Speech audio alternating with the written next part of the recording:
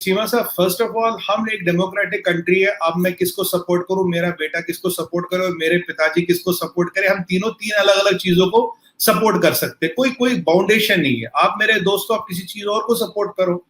अब देखिए, ये हिंदू मुसलमान वाली फर्क नहीं है। India as a country, as people, we support Israel, we also support Palestine. हमारा ये पैलेस्टाइन का सपोर्ट शुरू से आया है। तभी मोदी जी जब इजराइल गए थे तो रमाला भी गए थे, सेम टूर में गए थे। मुझे बताइए, जो वेस्ट बैंक में रहता है, वेस्ट बैंक की टेरिटरी बताऊंगा चीमा साहब, is 15 times that of Gaza. ठीक है जी, गाजा से 15 गुना है। वेस्ट बैंक में एक स्टेबल गवर्नमेंट है। जब उनका इजराइल के साथ ट्रूस हो, पिछले 15 साल का हिस्ट्री उठाइए गाजा की और वेस्ट बैंक की। गाजा में कोई बड़ा इंसिडेंट नहीं हो, कोई छोटा मोटा इंसिडेंट 19-20 हो, but there is no incident. कोई रॉकेट नहीं चलाया गया, कोई कुछ नहीं किया गया। अब भी वेस्ट बैंक जो है बिल्कुल शांत है। अगर मुझे बताइए, वेस्ट बैंक में रहने वाला आदमी मुसलमान नहीं क्या? बिल्कुल है। वेस्ट बैंक में रहने वाला पैलेस्टाइनी नहीं, बिल्कुल है क्या? और जो गाजा में रहता वो भी पैलेस्तीनी है, हम उसको भी सपोर्ट करते हैं। हमारा जो विरोध है, हमारा जो सपोर्ट नहीं है, हम जिसको रिकॉग्नाइज नहीं करते, हम वेस्ट बैंक की गवर्नमेंट को भी रिकॉग्नाइज करते हैं, उनकी एम्बेसी यहाँ पे। हम हमास को, हमारी तकलीफ है, हमारी प्रॉब्लम हमास से। सुमित भाई, वो तो टॉपिक, वो ठीक है, वो आपका एक पर्सपेक्टिव आ गया, भारत की रियासत का पर्सपेक्टिव आ गया।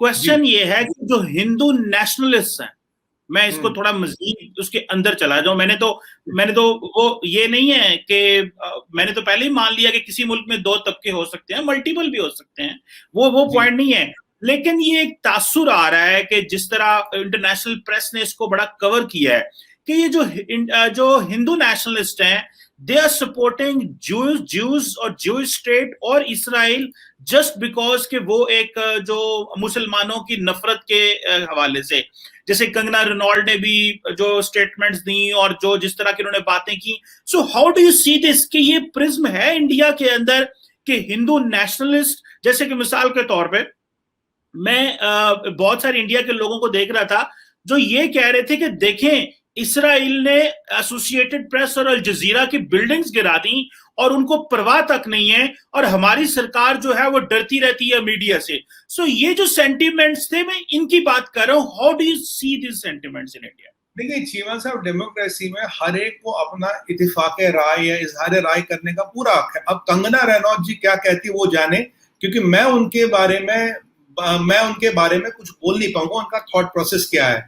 मैं आपके चैनल पे बोल रहा हूँ, मैं आपके एक और साथी उनके चैनल पे बोल चुका हूँ, अपने नेशनल टीवी पे बोल रहा हूँ। देखिए, ऐसा हिंदू मुस्लिम वगैरह वाला कोई झगड़ा नहीं। इजराइल हमारा दोस्त था, हमारी हमेशा से हेल्प की है, अभी भी इजराइल ने हमारी हेल्प की है। पर जहाँ ह्यूमैनिटेरियन कॉज आता, जहाँ इंसानियत का वो क्या कहते हैं उसे, तवाजिया या whatever you call it, एक इंसानियत का सवाल आता, we are also with Palestine.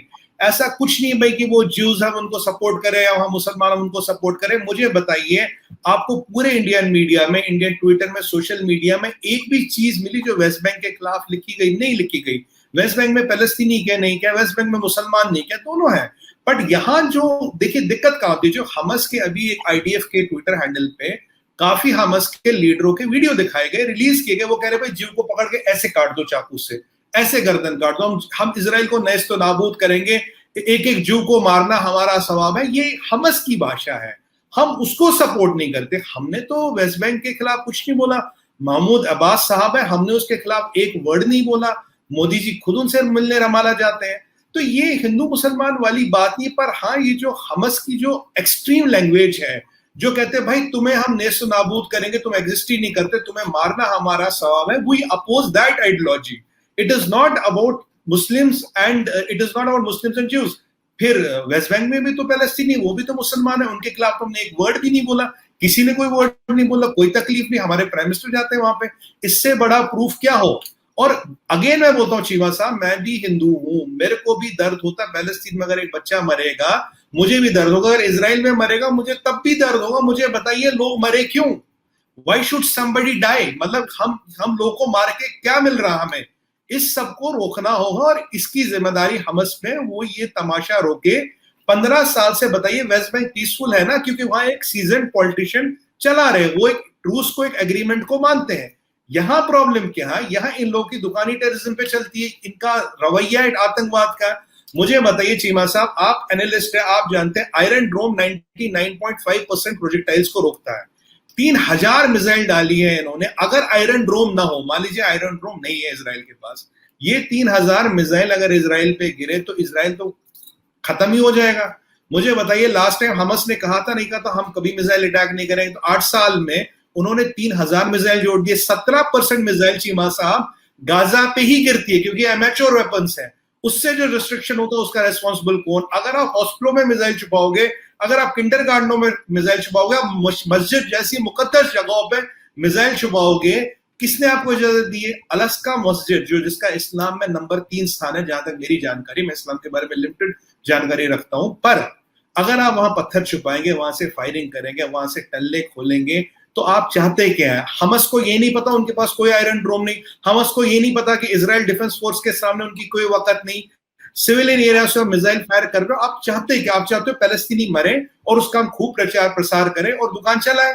मुझे बताइए, ये दो हाथ है, एक जगह ये गाजा है, ये वेस्ट बैंक है। वेस्ट बैंक में दिक्कत नहीं है, सारी दिक्कत गाजा में क्यों है?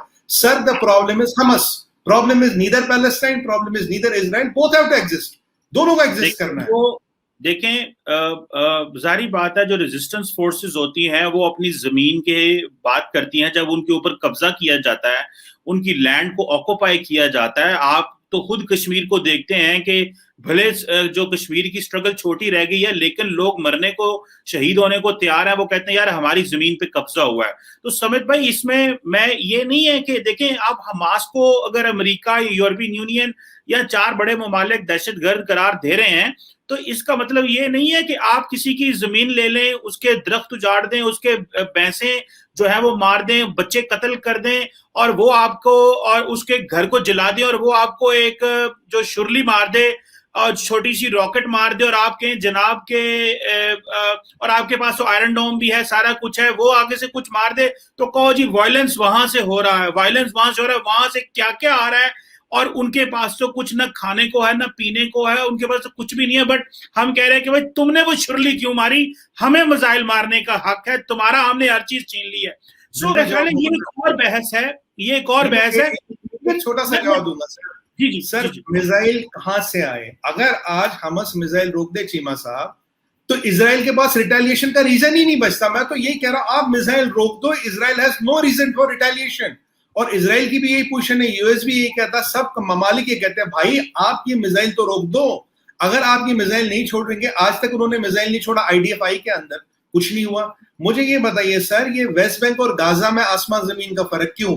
इजराइल का रवैया वेस्ट बैंक की तरफ बहुत बढ़िया है, और गाजा, वेस्ट बैंक में कोई प्रॉब्लम नहीं, 15 गुना ज्यादा एरिया है। एक और फैक्ट बताऊंगा चीमा साहब, पर स्क्वायर डेंसमीटर जो इजराइल की है 500 है डेंसिटी, गाजा की है 5500। मुझे बताइए, हमस को ये नहीं पता क्या, अगर यहाँ एक भी मिसाइल